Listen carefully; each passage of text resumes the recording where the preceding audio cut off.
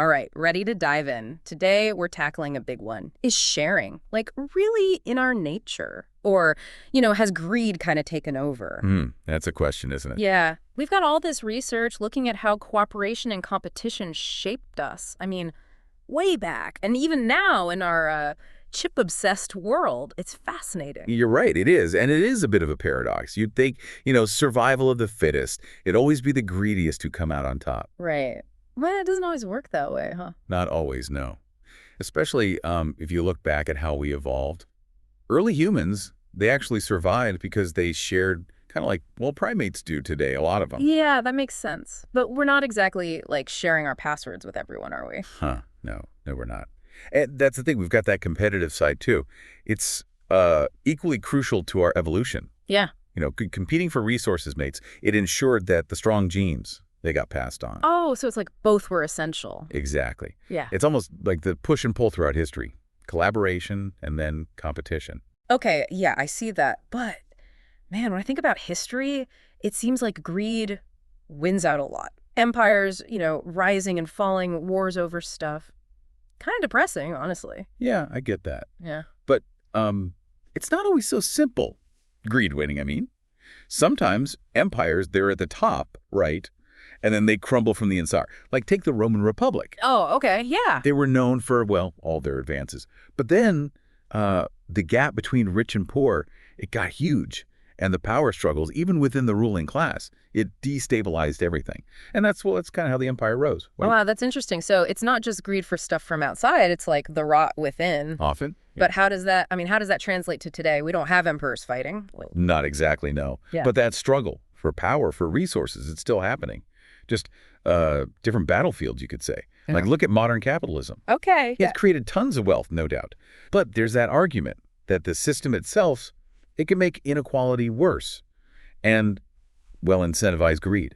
But hold on. Don't we need some competition?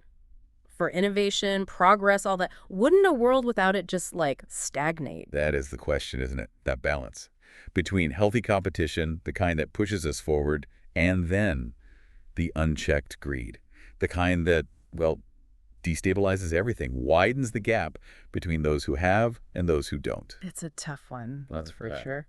So where does all the research you've been looking at fit in? Does it tell us how that balance has, shifted over time? Well, the academic text, it dives into some specific things, mechanisms within capitalism that, even though they're legal, they can really incentivize greed. Oh, okay, I'm intrigued. What kind of mechanisms are we talking? Give me an example. Sure. Take stock buybacks. They're legal, often presented as a way to return value to shareholders. But they can also be used to artificially boost stock prices.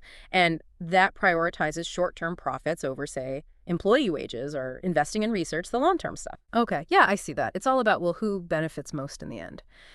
And speaking of complex systems and power, it makes me think about Taiwan and, the whole computer chip situation. Why is it such a big deal? Yeah. This is where things get really interesting.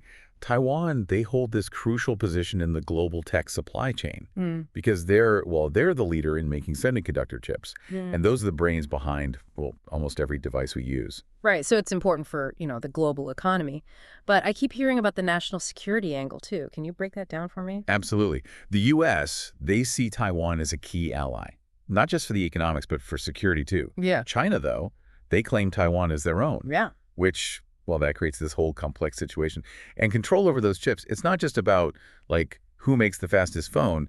It's about military advantage. Oh, wow. Yeah. Imagine one country controls the chips needed for, say, advanced weapons, surveillance systems, even AI. That power imbalance will be huge. It's like a modern arms race, then. But instead of tanks, we're talking about, tiny chips. Exactly. It adds a whole other layer to this whole thing. It's not just about economic gain. It's power control on a global scale. So we've got this struggle between sharing and greed that's been playing out forever, and it's still shaping us right down to the tiniest parts of our technology. But here's the question. If greed's so ingrained in us, can we really shift to a world that's more focused on sharing, or are we stuck with this, this back and forth? That's the question, isn't it? It's easy to get, kind of bogged down looking at history, thinking we'll just repeat the same mistakes. But there are actually examples that give us reason to be hopeful. Okay, I need some of that hope right now. Give me some examples. Where have we seen collaboration and sharing actually work? Well, think about, like, the UN, the United Nations. It's not perfect, obviously, but it is an effort, a collective one, to try and promote, well, cooperation, right? And peaceful solutions when there are global conflicts. That's true. And I mean, there's the World Health Organization, too. They're all about like tackling these global health crises, sharing knowledge, resources across borders so we can all, deal with it together. Exactly.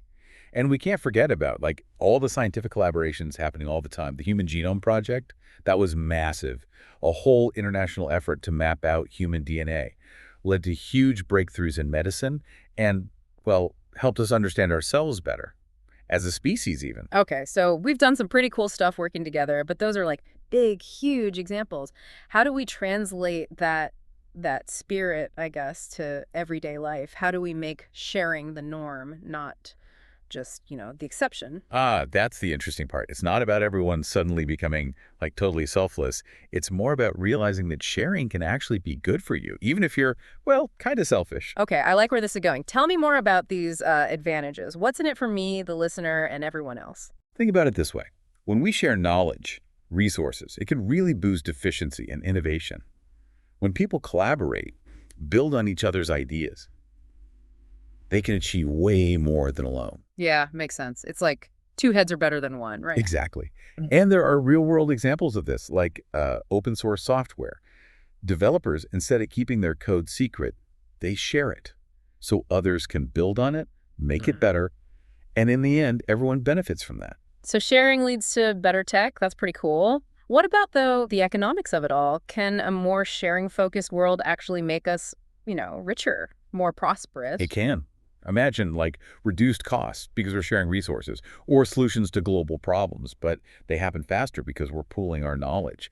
We could tackle stuff way more effectively, and that creates opportunities, for everyone to grow and benefit. So you're saying it's not just some nice idea, the sharing thing. It could actually make us more efficient, innovative. Yep. And yeah, richer, too. Precisely. And the social benefits, we can't forget those. Sharing builds stronger communities. It reduces inequality, creates this feeling of, well, being connected to each other. It's about understanding that, we're all in this together. Our well-being, it's intertwined. So it's not just about money. It's about, like, a better future for everyone, more equitable, more sustainable. Yeah, I'm getting the bigger picture now. It comes down to perspective, really. Instead of seeing sharing as something you lose by doing, we need to see it as an investment in our collective future. We've covered a lot in this deep dive, like from the very beginning, how sharing and competition, those are in us biologically, then through history, how greed shaped empires, and now this idea of, well, a more collaborative future. Before we wrap up, what's the one thing you want our listener to walk away with? If I had to boil it down, it'd be this. Both sharing and greed, they're part of us. It's in our nature, in our history. The real challenge and the opportunity is finding that balance between the two. That's a perfect way to lead into our outro, because I've got a final thought, more of a question, really, for our listener. What if, and just think about this, what if shifting our focus to the good stuff that comes from sharing, like less inequality, stronger communities, even just more prosperity for each of us, could that actually be the key to a better future, more fulfilling, more successful?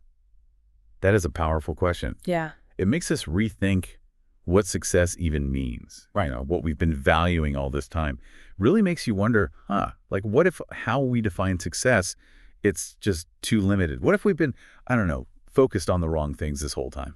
Yeah, that's a good point. And it kind of goes back to what we were talking about before, right? That cooperation, sharing, it can have these like unexpected benefits, even for, just individuals. It's that whole rising tide lifts all boats thing. If we build a system where, collaboration's valued, everyone benefits, right? It could lead to a better life for everyone, not just a few. I like that analogy. All right, so before we let our listeners go off and, think about all this, let's do a quick recap. We started by looking at, like, the very roots of it all. Sharing, competition, how those are, like, built into us, even biologically. Right. And then we went through history, how that greed for power, for resources, it shaped empires, how they rose and fell, and how, well, those same patterns, they're still around today, even in, like, unexpected places. The whole race for who controls technology, that's a big one. Oh, yeah. We talked about those computer chips, right? How they're actually at the center of this, like, huge global struggle, national security powers. It's all tied up in those tiny things. And yet, even with all the examples of greed, conflict, all through history, we also saw that humans, we can be amazing at collaboration, those international groups, the scientific breakthroughs. It shows we can do incredible stuff when we work together. Totally.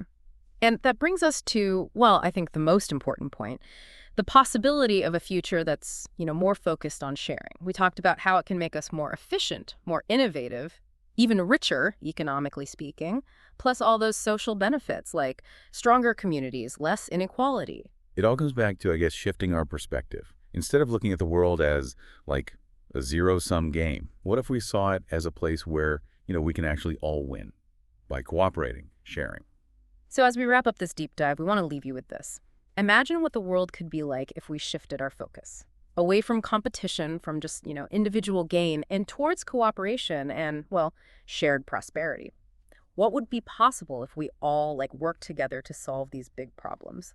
It's a question worth thinking about. Definitely. Thanks for joining us on this journey, exploring, all the complexities of sharing and greed. And until next time, keep exploring, keep questioning, keep diving deep.